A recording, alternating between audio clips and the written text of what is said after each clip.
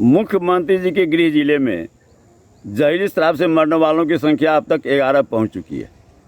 अभी भी कई लोग हैं जो जीवन और मौत से जूझ रहे हैं और जब भी ऐसी घटनाएं घटती है तो किसी बकरे को तलाश कर लिया जाता है। वहाँ भी एक थानेदार को निलंबित कर दिया गया, लेकिन उस पदाधिकारी के खिलाफ कोई कार्रवाई नहीं हुई जिसने इस मामले को दबाने का प्रयास किया, जिसके द्वारा लगातार इसे झुठलाने का प्रयास होता रहा। वैसे पदाधिकारी के खिलाफ कोई कार्रवाई नहीं हुई।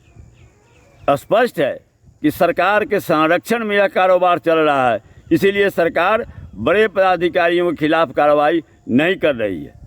और सरकार के सबसे बड़ा घटक दल भाजपा के प्रदेश अध्यक्ष का यह आरोप है कि बड़े पदाधिकारियों के संरक्षण में यह कारोबार चल रहा है, अवैध कारोबार चल रहा है। अब सवाल यह है कि भाजपा जब यह सवाल उठा रही है, जो सरकार का सबसे बड़ा घटक दल है, तो फिर कौन सी मजबूरी आपके सामने है जो आपकी बात सरकार नहीं मान रही है?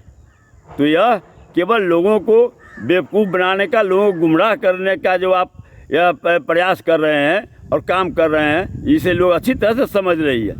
यह आपका मामला हिस्सेदारी को लेकर है, आपकी लड़ाई हिस्सेदारी को लेकर है।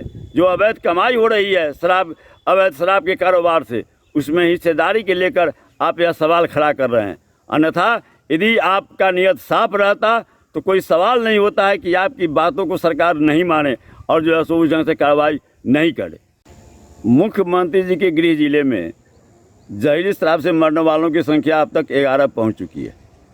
अभी भी कई लोग हैं जो जीवन और मौत से जूझ रहे हैं और जब भी ऐसी घटनाएं घटती है तो किसी बकरे को तलाश कर लिया जाता है।